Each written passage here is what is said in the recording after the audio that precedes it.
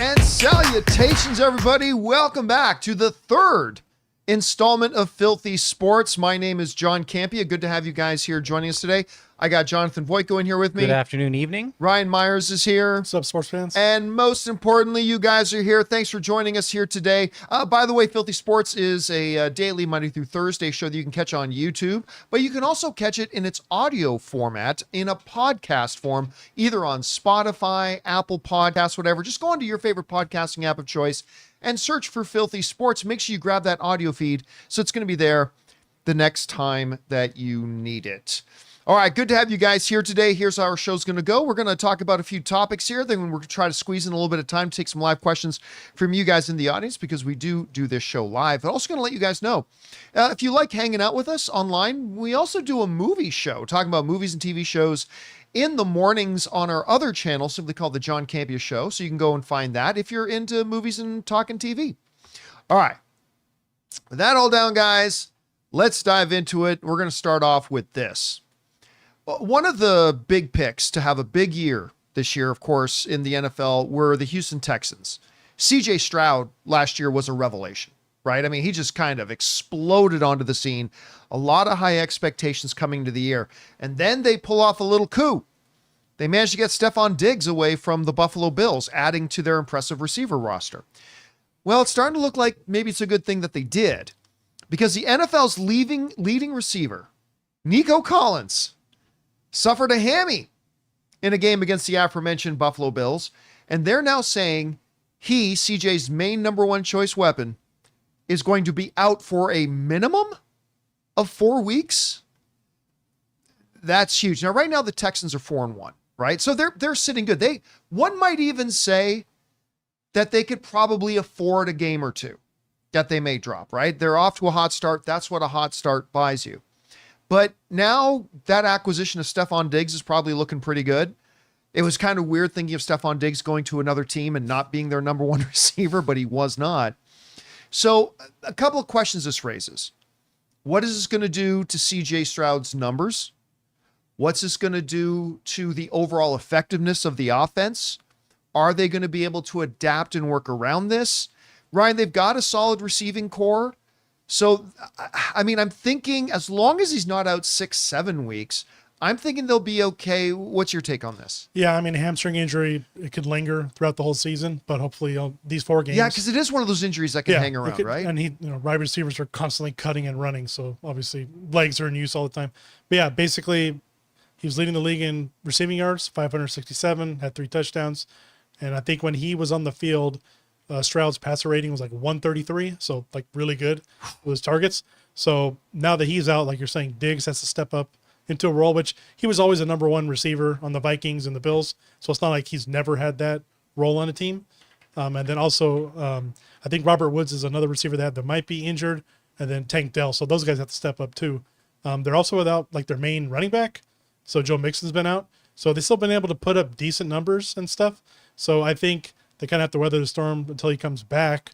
And I think they can, because Stroud's proven that he's a good quarterback. So, and I think after he went out in the game, Diggs finished with 82 yards receiving. So he kind of did step up after the first quarter when he went out. So I think they can handle it. Also, their next 4 games, they play against the Pats, Packers, Colts, and Jets. And the Jets are the only good. Those are all winnable teams. They're winnable games. I mean, the Packers game could be challenging, and but those Jets, are all winnable. And the Jets are the only one with a good defense. So the other 3 teams are in the bottom 5 for passing defense. So I think they can weather this storm and pull it together until he comes back. Yeah. Now, again, remember when I was saying that I think they could afford to drop a couple. So they're top of the AFC South, right? They're 4-1. The second place team is your Colts. Yeah. At 2-3. So they've got a little bit of breathing room there. It's not the worst thing in the world if they do drop a couple, but I think even the Packers is going to be a tough one. I think even the Jets is a winnable game. Yeah. So, I mean, they can go 2-2 in this next stretch of 4 and be okay. Again, I think the big question for them is going to be whether or not this is an injury that stretches beyond 4 weeks. Because if it becomes longer term, you get into the second half of the season, that could become more costly. Yeah, or towards the playoffs if they do make the playoffs. Oh, so, I mean, hopefully it wouldn't last that long. For sure. But hopefully he can come back soon, and Mixon can come back too, and they can get their full offensive team back together. All All right, guys, question is for you. What do you think about this? Nico Collins, number one receiver in the NFL so far this year, and CJ Stroud's favorite target has gone down. Going to be out a minimum of 4 weeks, but they do have a bit of a pad in the conference, in the division right now. Whatever you guys think about this, how big of a deal is it? Jump on down to our comments section and let us know what you guys think. All right, that down. Let's jump around a little bit and go over to some baseball. You know, coming into this season, yeah, I'm going to admit, I am not the biggest baseball fan in the world, but I love it when games matter. Like, the drama of Major League Baseball playoffs is some of the best in sports. There's so many storylines and all that kind of stuff. It's hard, I admit, for me as a sports fan, it's hard for me to get too invested in the regular season of baseball when there's what, 162? 162? Yeah. 3,875 games? That's what it feels like. Where any game doesn't matter. Games don't matter. You get into the playoffs, though, they matter, and the drama gets pretty thick. I think it's safe to say you would have a hard time finding many more teams that had higher expectations going into this year than the LA Dodgers. They certainly bet the bank on it. They have a massive payroll. And they kind of came not hobbling into the playoffs, but certainly maybe a little bit lamed up going in. They were still supposed to beat the Padres. They went up 1-0. Then they got blown out 10-2. So then yesterday they're playing in game 3. Ryan and I decided to go to dinner after Filthy Sports yesterday. As we get into the car, we check the score. Dodgers up 1-0. Yeah. Betts hit the home run in the first. Oh, it started so well. Yeah, it started so well. We got to the restaurant. We went to a barbecue place for dinner. Got to the restaurant. By the time we sat down, looked over the TV, it was 6-1. Yep. Yeah. It's like, what the hell happened? It was a bad second inning. And then, like, one grand slam later, Yeah, like 5 minutes later. it's Yeah. 6-5. Yep. It was a brawl. It was a rumble in the jungle. You know what I mean? Yeah. It's like by the time it got to the the third inning, I'm like, I had given up on it, and all of a sudden, like, bases loaded. Okay, well, they're gonna leave him stranded. Pop, Teoscar knocks it out. The home run derby champ knocks it out of the park, and I'm just like, okay, they're down by 1, so maybe these guys rally by the 7th or 8th. Unfortunately, that didn't happen. I will say I was very proud of Bueller last night because this was one of his better showings, and he really did show up. The struggles they had in the second inning were due to the infield defensive Errors, errors. It really was not Bueller's fault, in my opinion. He did great. The team did step up by the second inning. They kind of fell asleep, but they did hold off the Padres. The Padres didn't score again after the second inning. So that gives me some hope for tonight. It's going to be a bullpen game tonight in about, 2 hours from now? Almost exactly. If they can win tonight, they can force a Game 5 back at Dodger Stadium, and we'll see what happens. Otherwise, we'll see them in March. Well, I mean, that brings us to the real issue here, though, right? Yep. The Dodgers are supposed to go deep this year. They were supposed to go deep. And it looks like everything you had all year, 162 games, Shohei doing the 50-50, all for nothing, because they're going to be out in 4 games if they lose tonight. 4 games later and everything else gets wiped out. So we've got obviously one major LA Dodgers fan in here. So I'll say it as the non-huge Dodger fan, although Ann and I have we have semi-season tickets to the Dodgers. But I'm going to tell you right now, this is nothing short of an absolute disaster if they lose this series. To do everything that they did this year, to have all the expectations, and then to the problem that I understand there are injury issues, all that kind of stuff. Nobody cares. Nobody's going to give you any sympathy when you have a payroll the size of the Dodgers. The expectations were much, much higher. And if they choke this thing, which it looks like they're positioned to do, and look, if it goes to game 5, I'm going to say this. If it goes to game 5, I think the Dodgers win at Dodger Stadium. I think the Dodgers take it. Yeah. But I have not seen a lot of consistency other than Shohei. Like even Mookie Betts has been spotty. Yeah. I mean, home run yesterday was his first good hit in like 20 at bats or something, right? He didn't. And for the do anything. postseason, his record, that was like stellar. Yeah. Like I think they're facing a lot of question marks, because I'll tell you right now, Jonathan, your Dodgers look a lot like my Toronto Maple Leafs. look great in the regular season. White and blue. There's times where you've lamented about that, and I'm like, I'm just gonna keep my mouth shut because at least they get to the playoffs. Because John's gonna yell at me and be like, "No, they at least get to the playoffs," so I don't want to hear it. But it is very similar. Yeah, get to look great in the regular season. But from your point of view, though, like seriously, I think this is a disaster. I think for a Dodgers team, I think you ask any Dodger fan halfway through the season, say, hey, they're going to get outed in the first round again. Yeah. How big of a deal is that to you? It is a big deal. I think they really need to take this starting pitching acquisition seriously. Glasnow was great, but he had a history of injuries, and now he's out for the postseason. He was going to be a star in this thing. Then you had, we're working off of Buehler, who's coming off of his surgery. They were leaning on Kersh. Honestly, he's too old. They should have just given Kersh his bus pass. I mean, he could have gone and played for the Texas Rangers for his final year. They should have booked someone else that was like Flaherty level, but earlier in the season, maybe by mid-season. They really need to take starting pitching seriously, because the Padres did. The Padres have a solid. I mean, now they did lose Musgrove going into the NLDS, and that's bad. But when you already have 4 other guys that are solid as a rock, that just goes to show you that's where the money needs to go. So I hope next year. But do you think if they lose, Roberts is still staying? It's hard to say because all the injuries weren't his fault. I was like, okay, if it's NLDS and they get booted, Roberts is gone. I think so. I think so too. But it's been how many years? But now? with 3 all years? these injuries, I don't know. But they do need to mix it up. So I wouldn't be shocked if Roberts is now gone. Yeah. All right, guys. Question is for you: how big of a deal is it if the Dodgers, with their payroll, with the regular season, with the expectations, walk in the door to the postseason party and immediately are shown their way out? I think it's pretty good. I mean, Yankees is the only other team that I think would be as big of a deal. But whatever you guys think, jump down into the comments below and let us know your thoughts. All right, guys. With that down, I'm going to jump over to some NHL for a second here, because yesterday marked, there was an overseas game early, but really yesterday was the start of the new NHL campaign. Really, the season starts today because the Toronto Maple Leafs play tonight. So yeah, you can mark it on your calendars. That's the real start of the NHL season. It's when the Toronto Maple Leafs get in there and play. So we said yesterday that we would lay some groundwork here and lay out for you who I believe the start of the season power rankings are, the top 10. And to all you Montreal Canadian fans, no, your team is not on this list. All right.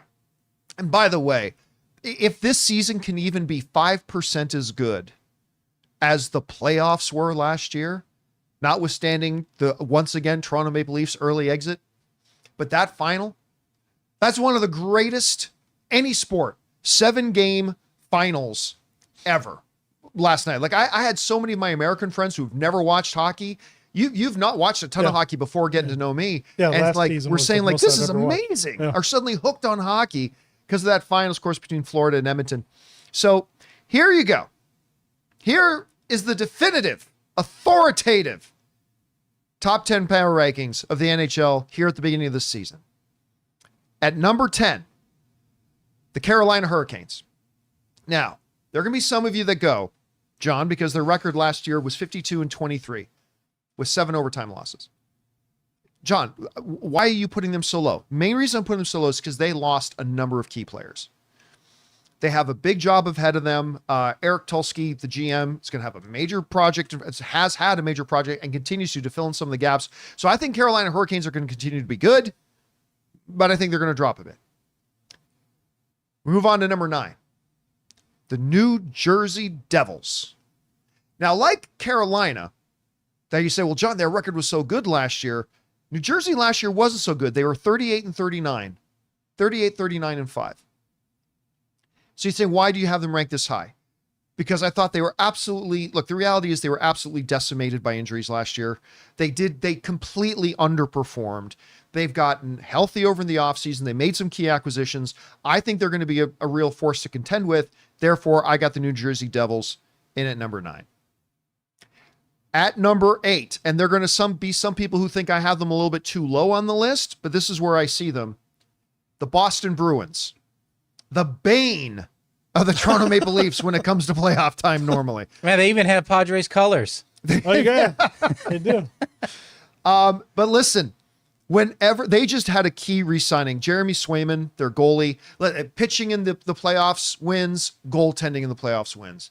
And this guy is just a freaking beast in the net. So they're going to be great. I have some other teams making some big improvements, but I still have Boston in my top 10. So I got the Bruins in at number 8. At number 7, sorry, Ryan Reynolds, for having them this low, but the Vancouver Canucks. Vancouver Canucks were a powerhouse last year. Like, I remember I got to watch them live once when they came to town to play the Kings, and they just fly all over the place. They look great last year. They had a 50-23-9 record last year. They were great. Disappointed, though, in the postseason. They checked out in the second round, which I think some people were pretty disappointed by. But anyway, they're still great. I think they're going to do really solid. I think basically any team in the top 10 here is a potential Stanley Cup winner, to be honest with you. There's not a lot of margin between mine, like number 1 and number 7 and all that kind of stuff. So I think they're going to do great. But right now I've got the Vancouver Canucks in at number 7. All right. At number 6, they just always seem to be good. The Colorado Avalanche at 50-25-7. And the reigning NHL MVP, Nathan MacKinnon, still leading them. Again, they are going to be, look, year in, year out. I mean, I feel like going back to my childhood, I mean, they weren't always in Colorado, but even when I was younger, Colorado Avalanche just always seemed to be good. They're going to be great this year. They're going to be totally fine. I got them in at number 6 right now. In at number 5, moment. Take your hats off if you're wearing them and pay respect to God's team, the Toronto Maple Leafs. Whom he always sends to sacrifice. Yeah. God's team himself. On the 8th day, God created the Toronto Maple Leafs. I can't have them any higher than number 5 simply because, look, they're going to have a great regular season, just like last year. 46, 26, and 10. The 10, by the way, on this list, second worst overtime record.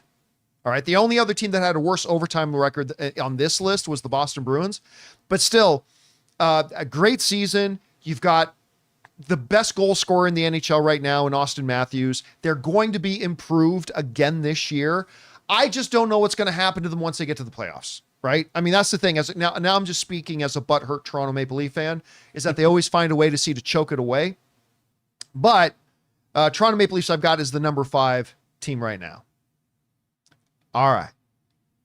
In number 4, I've got the New York Rangers. Last year, dominant regular season, 55-23-4. They got to the Eastern Conference Finals. They have mostly kept the team together from last year for the most part. They're going to be super strong again. The puck bounces a certain way. They can go very deep this year. Again, I think they're a legit Stanley Cup contender this year. So at number 4 for me, I got the New York Rangers. Before I get into my top 3, let me just recount. At number 10, the Carolina Hurricanes. At number 9, the New Jersey Devils. At number 8, the Boston Bruins. At number 7, the Vancouver Canucks. Number 6, the Colorado Avalanche. At number 5, God's team, the Toronto Maple Leafs. And at number 4, the New York Rangers. All right. At number 3, kind of like Colorado, this is a team that has just traditionally always been run well. The Dallas Stars. The last 3 years for the Dallas Stars, conference finals, Stanley Cup finals. That's just them. They are consistent. They were 52-21-9 last year. They are again going to be a powerhouse, a major threat to the Stanley Cup. And so I see the Dallas Stars.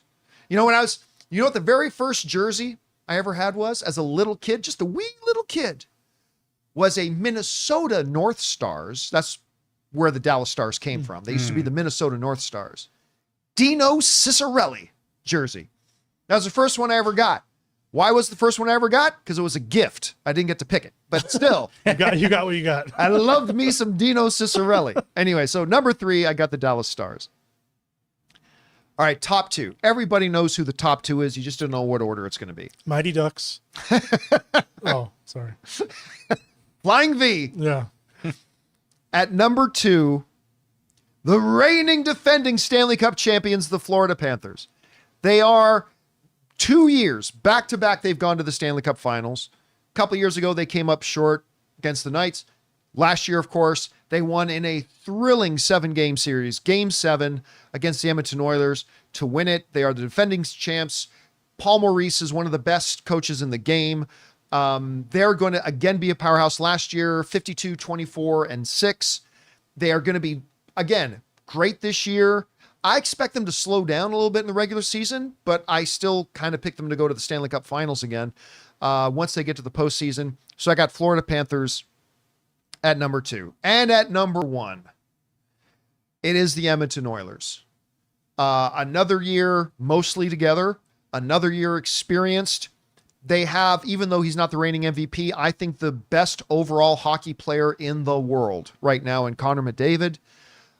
This is going to be the first year that Chris Knobloch is going to be have the full year as head coach. Because remember, the Oilers last year were struggling. In comes Knobloch. They win, I think they were 700 with him as head coach. Big rush going into the playoffs, took them to the Stanley Cup Finals. This year, they're going to have the full year with him as the coach. I got them ranked right now as the number 1 team. I would say they're the favorites to win the Stanley Cup this year.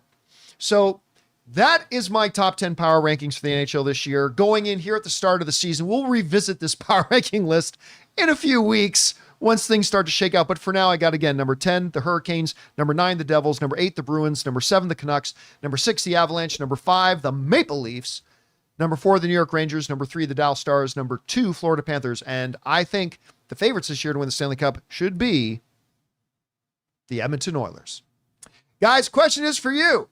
What do you think about that list? If you're one of our American viewers, maybe you don't follow hockey all that much. But for those of you that do, and all of our Canadian viewers, what do you think about the list? Jump down to the comment section below and let us know your thoughts.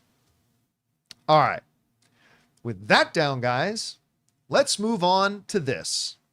Of course, the big news yesterday on the last show across the NFL was shockwaves were heard as Robert Saleh became the first New York Jets coach in a long time to be fired mid-season. The owner, Woody Johnson, who likes to be called, I found out watching the shows this morning, he wants to be referred to as Ambassador Johnson. Fuck you, you're Woody. So Woody Johnson, first time in his ownership that they fired a coach mid-season. Again, I don't think Robert Saleh has proven himself to be a great NFL head coach. But again, he's a defensive head coach. The Jets rank number 2 in defense. The offense ranks number 27. And it just so happens, according to CBS Sports, that Saleh was about to fire Aaron Rodgers' buddy, Hackett, the offensive coordinator, who is the worst offensive coordinator in the NFL. And all of a sudden, Saleh gets fired. Even though they're 1 game out of first place in the division, 5 games in, the defense certainly wasn't the problem. The offense was. And as soon as he was about to make a change in the offense, run by a now, at best, mediocre Aaron Rodgers, I've taken nothing away from Aaron Rodgers' legacy and all the things that he's accomplished, and he is one of the all-time greats. I'm not taking anything away from that. But right now, today, deal with it. Aaron Rodgers is at best a mediocre quarterback. Sorry, the numbers are the numbers, guys. They are. He's got his buddy in there, Hackett. And when he's about to make a change, look at that. Kel Supri. Robert Saleh got fired. 5 games into the season. 5 games. You're going to fire the guy. You fire him in the offseason and get in a coach. 5 games. Well, now it's come out that Aaron Rodgers, who we all know is behind Saleh getting... Can everybody just stop the charade? Like, I'm even watching some of my favorite sports shows this morning, and I'm seeing so many people deciding to just go along with this charade that, no, it wasn't Aaron Rodgers. No. This the owner said it was completely his decision and he didn't consult anybody about it. Oh no, what the hell are you just going along with this joke for? Why are you going along with this? We all know what happened. Anyway, it's now come out officially that, look at this, Aaron Rodgers and Woody Johnson had a phone call the night before Robert Saleh got fired. Now, Aaron Rodgers is doing the circuit saying, no, I didn't know. I didn't know. The owner is not obligated to tell me about personnel changes. We all know who runs the New York Jets. And it wasn't Robert Saleh. And it ain't the former defensive coordinator who's now the interim head coach. It's Aaron Rodgers. He runs the New York Jets now. And his buddy, nothing, was going to have Aaron Rodgers allow his boy, Hackett, to either have his play calling stripped away or get fired from his job. Again, I want to remind everybody, a New York Jets team that is number 2 in the NFL in defense and number 27 in offense. And just when the coach is about to do something to improve the offense, look at that. He got fired. And again, I don't want to be misunderstood. I don't want it to look like I'm sitting here saying Robert Saleh is a great head coach and he should be tenured for 10 years. I ain't saying that. I'm just saying the fact that he hasn't been a great NFL coach does not take away how sketch this whole thing is. And guess what? You want to sail the good ship Aaron Rodgers? Great. You're going to find yourself on the bottom of the ocean with him because you ain't winning nothing. And again, listen, the Jets are still the number 2 defense in the league. They're going to win games. While I think Aaron Rodgers is depleted, he's still Aaron Rodgers. I still think he's got some magic. They're going to win games. And their division right now, they can win that division depending on how quickly the Buffalo Bills can correct the ship. But they can make the list. They're going to win some games. They are, but they ain't going to do much else other than that. Anyway, Ryan, you've been following this. You saw this whole thing. You even saw a couple of his interviews. What's your takeaway? He was on McAfee and he was talking about it, and he basically said it was a 5-minute friendly call because Rodgers did get hurt or hit hard in the game against in London and rolled up on his leg. So he said basically Woody Johnson was calling to check on his ankle and see how he was doing in 5-minute call, and then I guess Rodgers said he needs to improve the offense. He needs to play better, and then that was the end of the call. But it's just sketchy. I mean, Rodgers has lied about other stuff in the past. He went to Egypt on vacation over the summer and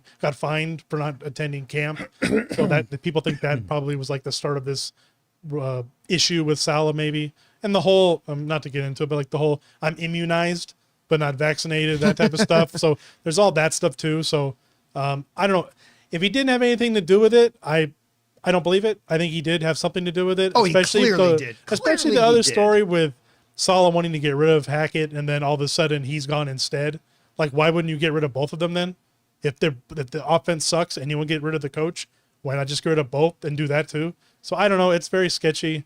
And like you're saying, Rodgers is still Rodgers, but he's not old Aaron Rodgers. He's not worth this hassle and trying to basically give your team over to him when I don't want to say he's mediocre. He's average at best. He has a very good defense. They should be winning more games.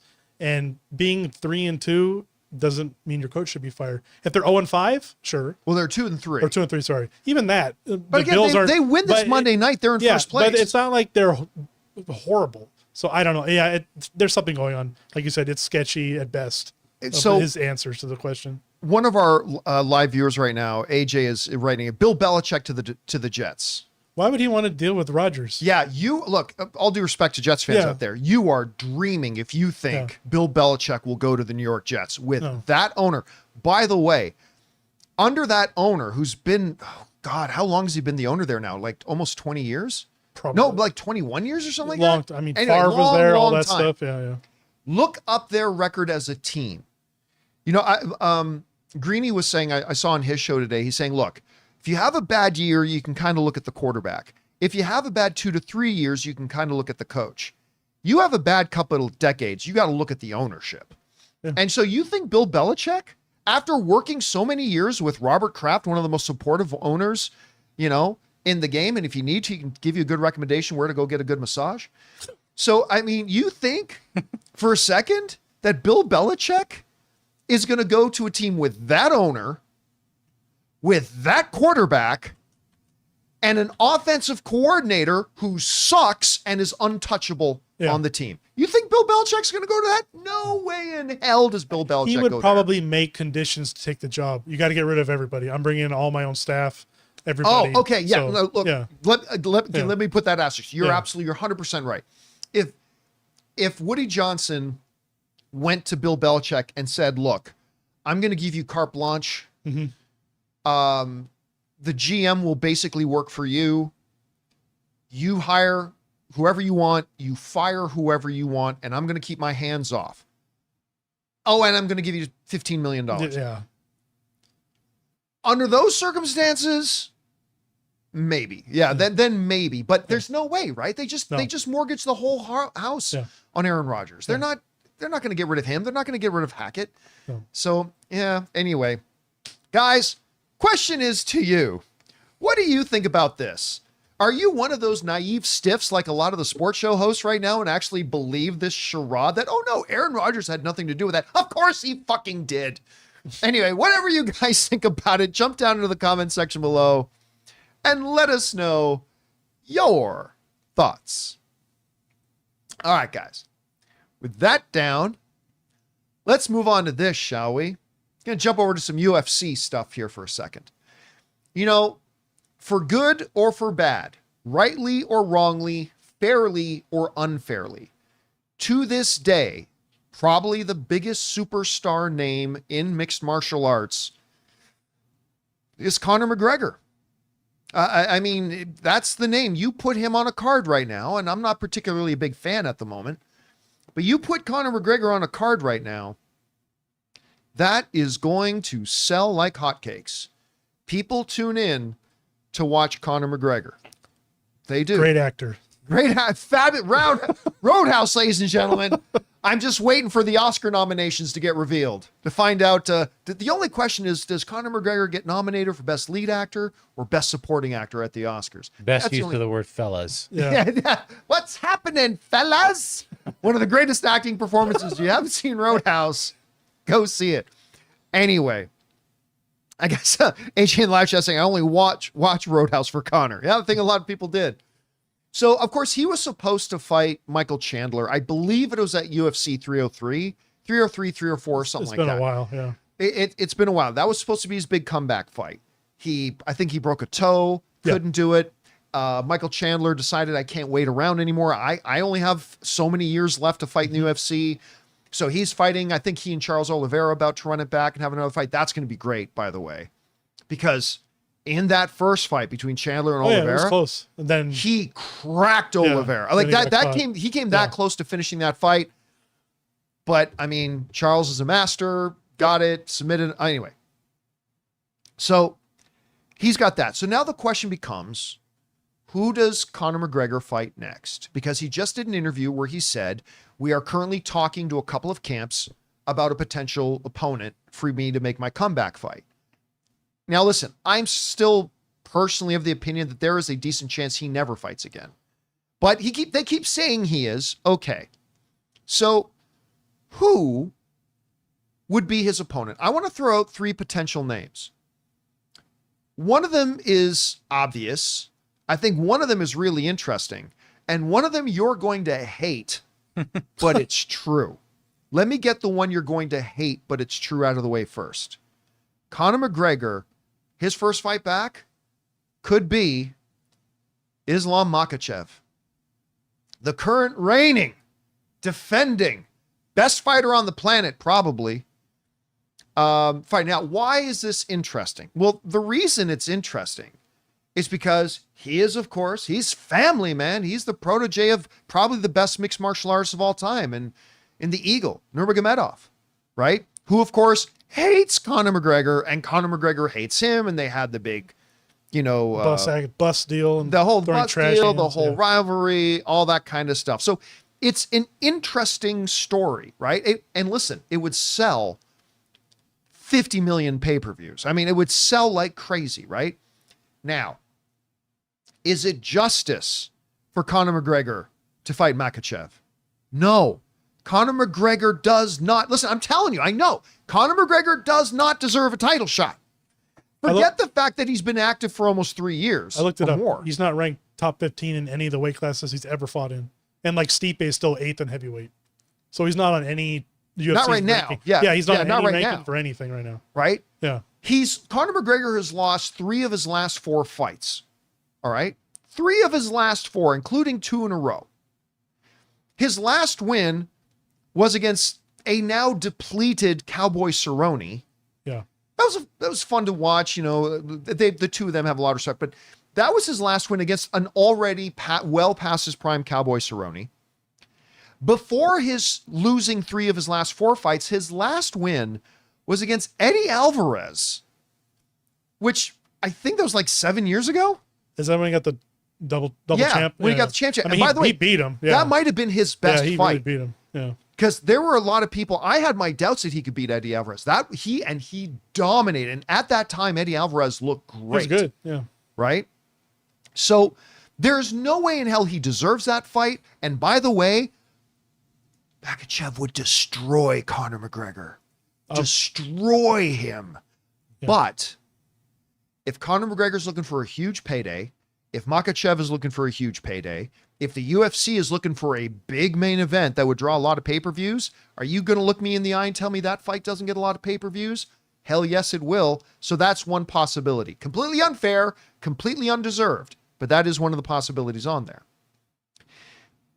The second name I want to throw out there is the no kidding, obviously, pick. The Nate Diaz. The two of them had hugely popular, hugely viewed fights in their first 2 fights. Of course, Nate Diaz was the one that stopped the big winning streak of Conor McGregor, which kind of shocked the world. Then Conor McGregor came back and kind of dominated the fight. Nate Diaz is a massively popular fighter with a lot of fans. Him and his brother both are massively popular. Is he long in the tooth now and well past his prime? Yes, he is. But once again, if Conor McGregor wants to make some kind of big splash, coming back and have all the shining lights and have 1 billion pay-per-views and all that kind of stuff, are you going to look me in the eye again and tell me that a Conor McGregor, Nate Diaz trilogy fight isn't going to bring in a ton of pay-per-views? Obviously it will, and it'll sell out any stadium you put this fight in the world. So we don't really need to go into it because that's the obvious. Everybody, you ask anybody who's a potential matchup for Conor McGregor coming back, everybody's going to say Nate Diaz, but it's true, and for good reason. The third one is the one that I got to say interests me the most, and that's the maestro of violence, Justin Gaethje. Now, before his loss that he just had to Max Holloway, which was a great fight. What an ending to that fight, too. So before that loss to Holloway, he had won 7 of his last 9 fights, only losing to Charles Oliveira, who was like unstoppable for a while there, until he ran into Makhachev, and Khabib Nurmagomedov. No shame in either of those losses. I mean, everybody lost to Khabib, but Justin Gaethje won 7 of his last 9 before that Holloway fight. He is still one of the most exciting fighters on, like, I will watch any time this guy's fighting anybody. He's just simply one of the most entertaining, exciting fighters to watch. I love watching this guy. And again, you say Conor McGregor versus Justin Gaethje, you're going to sell out any arena. Everybody's going to be intrigued. Justin Gaethje will literally take Conor McGregor's head off. It'll be a very one-sided fight, but everybody's going to watch. And again, if Conor McGregor wants to make a big splash, that's it. So my 3 potential picks here for Conor McGregor's comeback fight, if it even ever happens, would be Islam Makhachev, totally undeserved, but would make a lot of money, Nate Diaz, and Justin Gaethje. So that's who I got. Did you have any names you wanted to add to that? I'd still like him to fight Chandler just because they've been talking so much.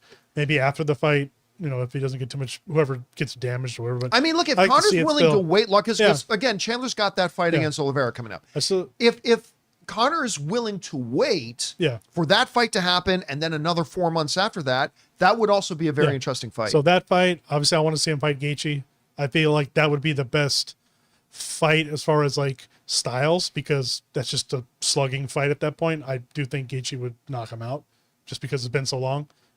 There's been some like talk about Gaethje's coach saying they've tried to get a fight with McGregor 5 times and he turns it down every time. So there's maybe he doesn't want to fight him because of this. I wouldn't want to fight him. I mean, it makes sense. You're in it for a battle no matter what. He's not going to wrestle you. He's going to try to knock you out. And then he has a title fight coming up, but if he didn't win or something, I'd like to see Max fight him, Max Holloway. I think that would be a good fight too. Here's But you that know what? one, like the Chandler thing. yeah. I don't think there's any chance that Conor McGregor Wants to accepts fight a him, fight with Max Holloway. I just don't see it happen. And you know what? I don't know that I would watch the hell out of that fight. I don't know that it gets the attention that McGregor versus Diaz, Gaethje, or Makhachev gets. I don't know why I feel that way. I think there's a lot of guys that would, but I mean, I think Holloway would destroy McGregor. I mean, look, the reality is McGregor's been out forever. The last time he fought, he was wearing boxing gloves. Yeah. Well, most people in the chat are saying they'd rather see Roadhouse 2. So they'd rather see him fight Dalton again, apparently. Yeah, So. I mean, listen, and McGregor, there's an argument to be made that McGregor's been out for so long, he should come back and fight a much lower ranked guy. Yeah. You're right. You're 100% right. But McGregor wants the big payday. And the big payday is fighting against a name. And I don't think there's any name right now that McGregor can beat. But it'll be interesting. I mean, maybe a third fight with Dustin, with Poirier. Yeah, but because he can't really fight for the title again, right? Because he lost a few times now. Yeah, so. yeah. I think his title runs are done. So I mean that Poirier could do it, but then Poirier will break his other leg and his arm. I mean, he lost twice to him too, so it's not really. Yeah. All right, guys. Question is for you. What do you think? I mean, look, for right or for wrong, Conor McGregor is still the most glamorous name in MMA. It shouldn't be that way, but it kind of is. If he is to make his comeback, who do you think would be the most intriguing fight and matchup for him to do it? Do you like any of the three names I put out there? Maybe you've got some other ones. Whatever you guys think, jump down into the comments section below and let us know your thoughts. All right, guys. With that down, let's move on to this, shall we? Right now is basically the best time to be a sports fan, right? We're still in the first third of the NFL season. We've got the NHL just starting up and the NBA is about to start up. And Major League Baseball playoffs are happening at the same time. I mean, this is it. This is peak time right now for sports fans. So the NBA is about to get rolling here. And the general managers of the NBA, the headlines have declared, have overwhelmingly said, remember, these are the GMs, have said that by far the favorite team to win the NBA title this year is going to be a repeat. They think the Boston Celtics are by far the team to beat. And you know what? When you look at it, it's hard to disagree. They have kept this is a young team, relatively. They have kept them completely intact. They were absolutely dominant last year. The one thing they got working against them is that Porzingis isn't going to be available for the first little while going into the season. They said he had surgery on like a tendon in his leg. He'll probably be out 6 months. He had surgery end of June, so Christmas time. But he has injury past, so I would imagine probably not till January, February maybe. So, but Horford, Tatum, Brown, Yep. White, Holiday. I mean, you've still got Joe Mazzulla, who turned a lot of heads last year with the job that he did with that group, really making them gel, all that kind of stuff. I mean, some people are going to say the Sixers in the East, Knicks, because the Sixers just picked up Paul George. The Knicks are definitely, I mean, the Knicks just made the trade. Yep. They got Towns, and then last year they had injuries in the playoffs that kind of derailed them against the Pacers. So yeah, the GMs overwhelmingly picked Boston, and then it was New York and the Sixers. Right. So there's going to be East. some challenge over there. Yeah. I honestly don't see a lot of threat coming out of the West this year. We can talk about Dallas, right? But you could tell what they were simply out of their league playing Boston last year.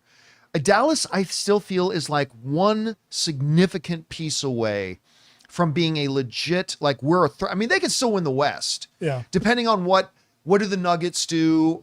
How do they respond after last year and all that kind of stuff? Yeah. But I don't think the Nuggets can beat the Celtics. I don't think the Mavericks can beat the Celtics. I don't know.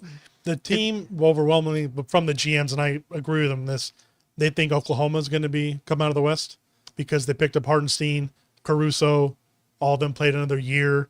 Their biggest issue was no center. So we'll see how Hardenstein does. But yeah, they have OKC and the Wolves and Denver as their basically top 3, like you're saying. So, yeah, I think Boston is.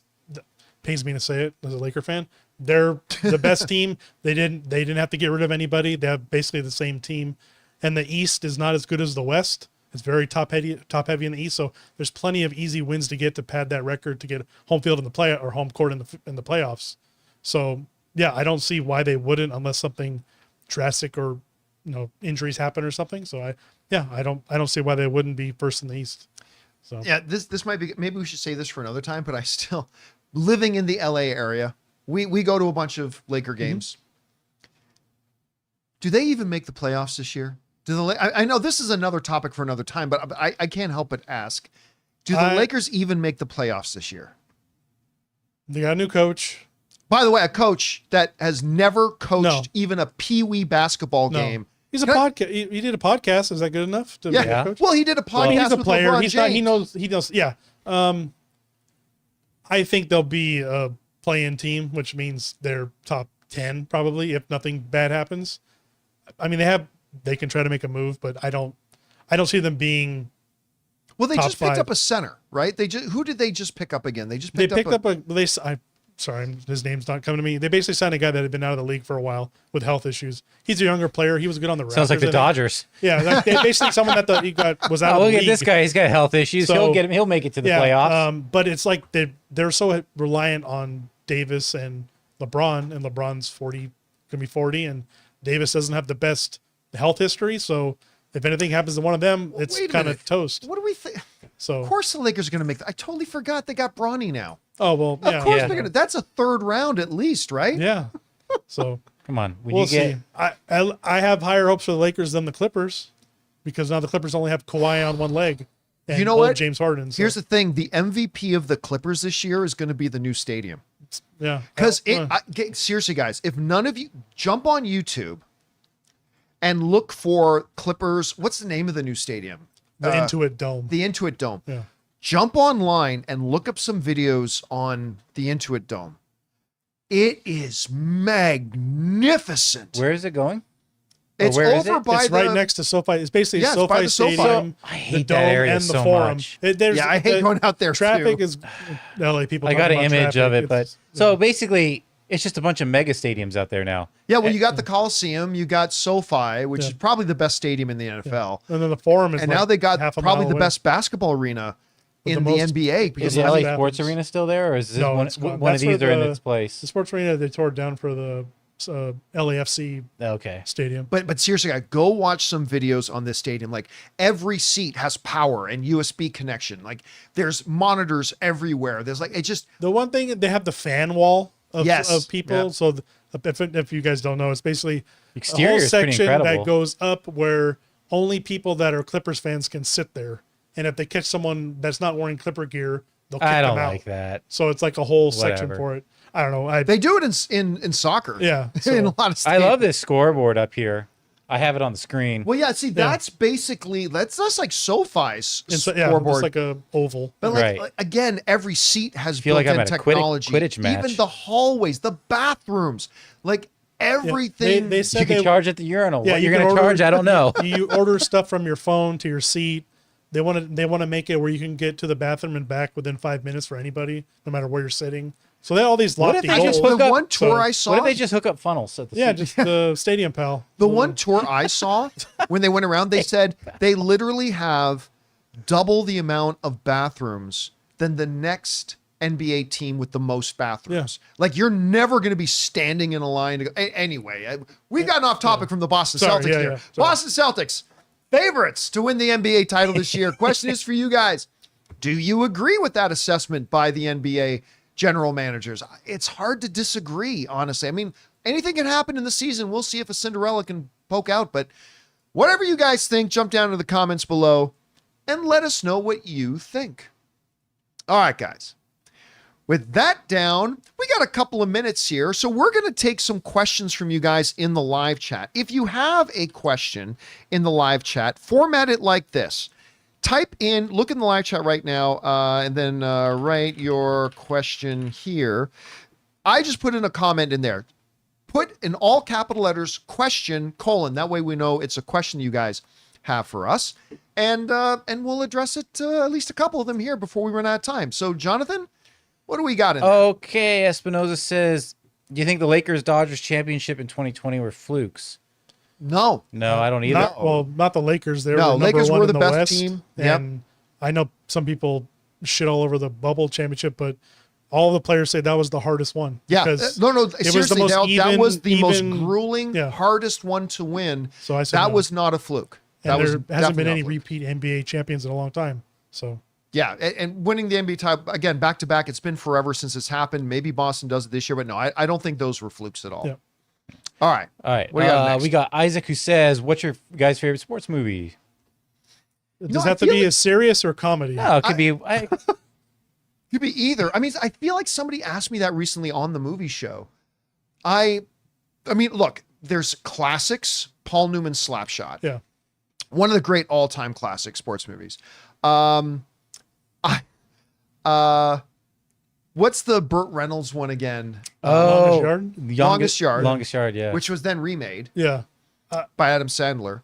But I mean, for me, I honestly think, well, then Best of the Best is one of my favorites, but that's really more of a martial arts movie than a sports movie per se. I love Russell Crowe's hockey movie called Mystery Alaska. It's a wonderful, highly overlooked movie that I really, really love. Warrior's also really good. Steve is saying in the live chat, Warrior's also really good. Miracle is also Miracle's very good.